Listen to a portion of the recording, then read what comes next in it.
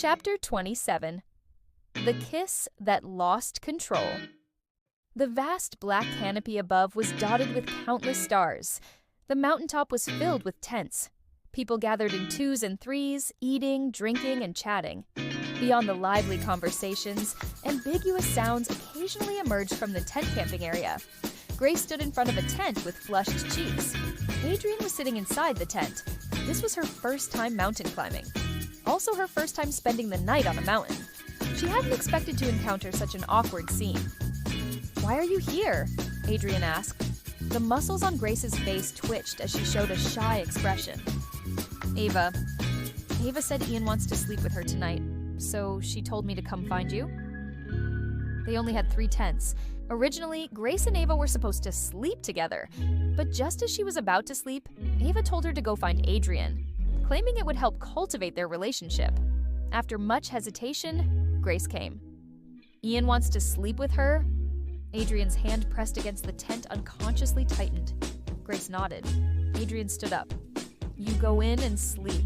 The heat on Grace's cheeks immediately rose a few degrees. She shyly entered the tent, but after a long time, she still didn't see Adrian come in. She called out to him in confusion. "I have a phone call to make.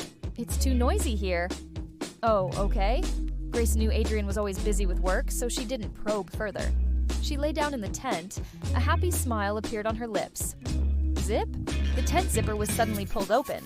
Ava lay prone in the tent with her calves raised, hands cupping her face, smiling as she looked at Adrian's dark expression. "Adrian, what's wrong with you? Why are you so angry?" She was only wearing a slip dress, and from Adrian's angle, the spectacular view was completely exposed. "I'm looking for Grace."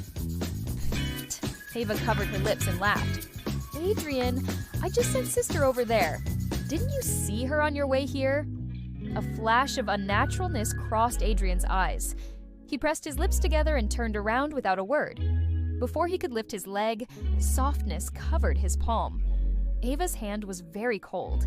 Even in the blazing summer, it was excessively cold. Adrian was no better. 2 cold hands held together on the low-temperature mountaintop made him involuntarily get goosebumps. "Want to have a drink?" Under the starry sky, Ava sat on a folding chair with Adrian sitting beside her. Their table was occupied by couples. Everyone chatted while drinking. In less than half an hour, Ava had become completely familiar with the people at the table. The other 3 couples assumed she and Adrian were also a couple. Ava just looked at Adrian and smiled. She didn't deny it. Seeing that Adrian didn't deny it either, Ava hooked his hand and leaned toward him. "Ava, when did you 2 get together?" When the conversation suddenly turned to dating, the girl sitting next to Ava patted her shoulder. Several pairs of eyes looked over together. It was because Ava and Adrian were too good-looking, and Ava was such a famous ballet dancer. The public was often more curious about celebrities' lives. "We grew up together and have been together for many years." Ava glossed over it lightly. In fact, she had forgotten. Ever since Adrian thought she was the one who saved him, their relationship had grown closer rapidly. She had almost grown up under Adrian's protection. They seemed to naturally develop into a romantic relationship. Childhood sweethearts. Sure enough, beautiful and excellent girls are reserved early. Another girl asked Ava if she and Adrian had a long-distance relationship when she went abroad to dance, because she and her boyfriend happened to also be in a long-distance relationship. Just recently returned to the country, Ava smiled and nodded.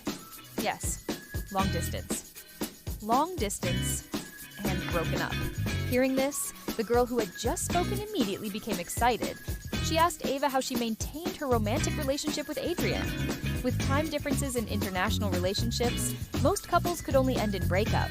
Ava enthusiastically shared experiences with her.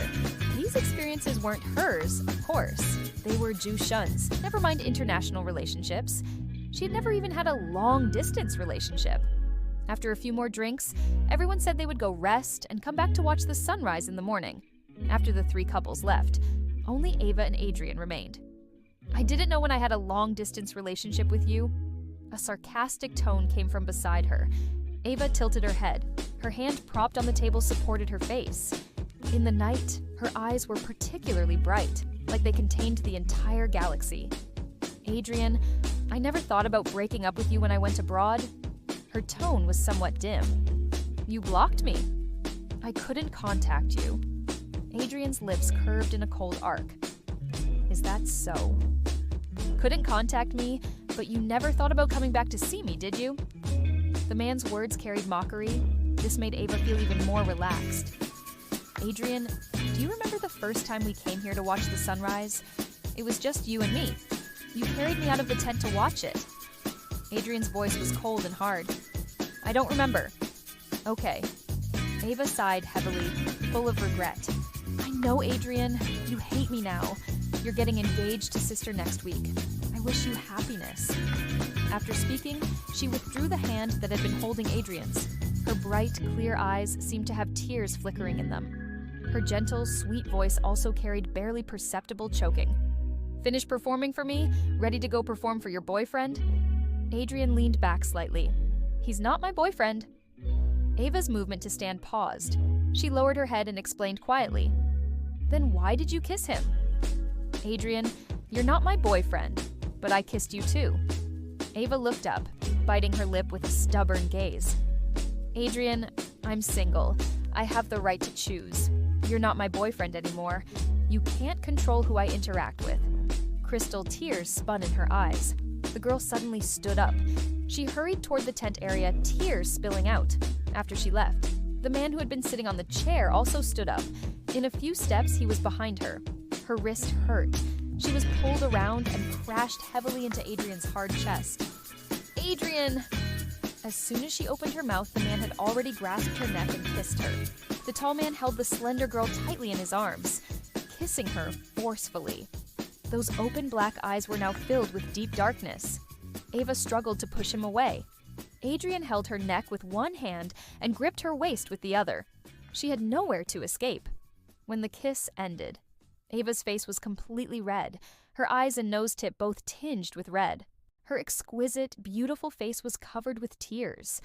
Adrian was slightly stunned. Then he lowered his head and gently kissed the corner of her eye, kissing away her flooding tears.